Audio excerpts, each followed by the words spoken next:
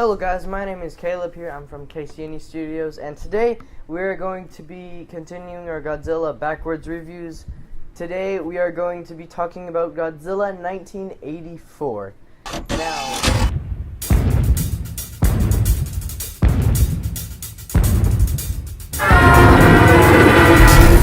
Now, this is a really awesome movie. I mean, this movie made, if y'all saw my top 10 Godzilla movies, this made my number 2, but actually, it might even make my number 1, because I'm starting to feel kind of about Tokyo SOS, because I've seen it so much, and it's kind of like, you know, after you've seen a movie like a certain amount of times, it's kind of like not that great. But if y'all are wondering why I skipped from Godzilla 2000 to Godzilla 1984, is because, well, I thought that if I did the Heisei series backwards, it wouldn't really make any sense, because these movies, this is the only series that is like strictly connected to each other.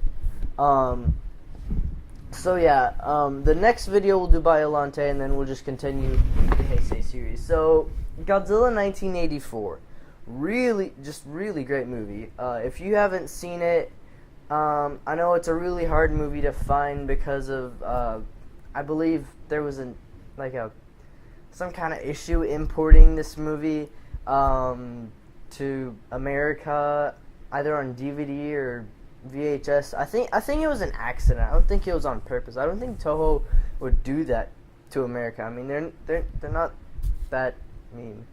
But I have some points I want to make about this video. I'm going to start off with the things I don't like about this movie, and then I'll get to the things that I really like about this movie. So, the first thing that I don't really like about this movie is involving the animatronic. Now, I'm fine with the animatronic. I just think it looks better when you're seeing it roar. Like, just when you're seeing its face roar. And when you see it from the torso up, it doesn't really look right. It's just kind of like, I mean, it's really dated, but the head, however, is really good. So, I think from below the shoulders, they shouldn't have used it. They should have just stuck with the head, in my opinion. But, you know, it's fine. It's not that big of a deal. But the next thing that I thought was kind of random in this movie was the first monster you saw like full of was the sea louse in the boat scene. And I just kind of thought that was kind of random. It came out of nowhere, but I understand that it's trying to talk about like radiation mutates stuff. I don't even know what a sea louse is, actually. I just know that it wouldn't be that big, I think. But I don't know. I just thought it was kind of random when it came out. But that was a creepy scene. It sets a dark tone for this movie, which is really good, because this is a really dark movie. And the last thing I kind of thought they should have fixed in this movie was in the Russian scenes. They're just like talking in Russian. You kind of have to figure out what they're saying. I mean, at one point they're gonna launch this torpedo, and they're like, and you're like, oh, he said torpedo, so that means they're gonna try to shoot a torpedo. So my point is, I think they should have added subtitles in for the Russian scenes. I don't really know why they didn't add subtitles in.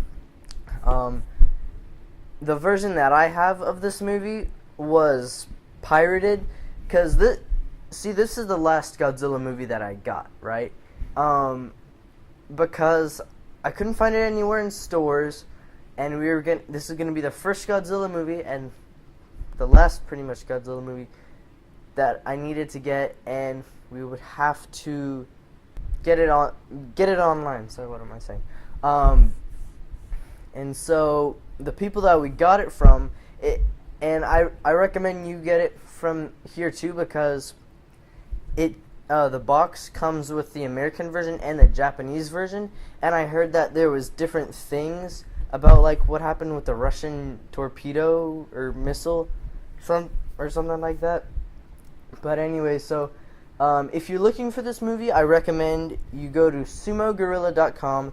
They have this movie. That's where I got it from. And if you're looking for any other Godzilla movies, I even saw they had a Zone Fighter in Godzilla Island. Like, those are pretty hard to find, I think. Now let's get on to the things that I like about this movie. The first thing I want to go over is the Super X. Now, think of what it would be like if they just left the Super X out. They would have had to find some way to get Godzilla to fall down onto that building. And also, it just kind of looks cool. And all the transformations it goes throughout the series, it goes to the Super X2, where in the next movie, where at the front of it, it opens up, and when Godzilla shoots his atomic breath, it just bounces back. And then the third one, which has some other things, it looks more like a plane in that one. But it's like a heavily huge armored gunship kind of thing. It doesn't look like a plane. You can see a picture here, so.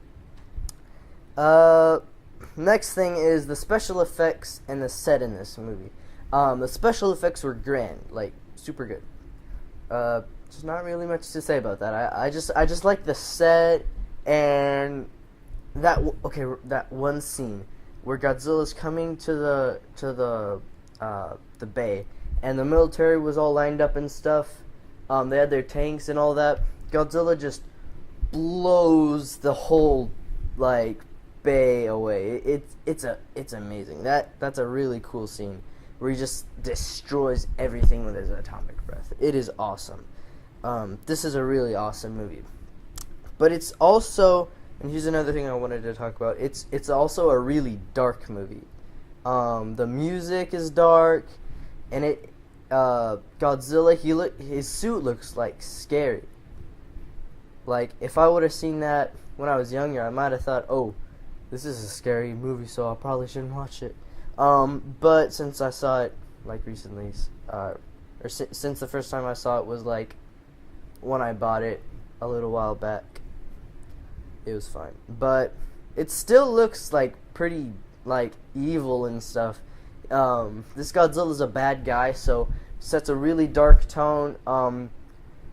But I don't think they were trying to imply that he's a bad guy. It's just, this movie also is trying to send a message, I think, but it's not shoving it too harshly. At the end of the movie, I'm not gonna spoil anything. You're gonna end up pretty sad from what you see. But just spoiler, but you don't have to worry about it because you probably want to hear this if you haven't seen this movie. Godzilla doesn't stay dead. That's all I want to say. Because Godzilla vs. Biollante, and everyone should know that has seen these movies. Now, what am I doing? I have a notes section on my phone, and it's just going funkalicious. Alright, okay, sorry about that. Next thing I want to talk about is Raymond Burr. Now, Raymond Burr in this, so y'all have seen Godzilla King of the Monsters, where he's just kind of that guy who's narrating the whole movie, and some people don't really like that. I don't really mind, actually, but in this movie, in the last movie, he's just kind of like a reporter guy, just kind of taking notes and just talking about what's going on. But in this movie, he's he was mentally scarred from what happened in 1954. You can tell his character in this is definitely a lot more interesting than in 1954 because I don't know, he's just such a cool character in this movie. I don't know, I really like Raymond Burr's performance in this movie, and I just thought I wanted to give that a shout out. And next, I want to talk about the music. Now the music in this it's not Akira Ikufube, but it's some of the best Godzilla movies that maybe has ever been made. Like, some of his scores, it's so dramatic and so dark, it's just awesome. Next is the suit.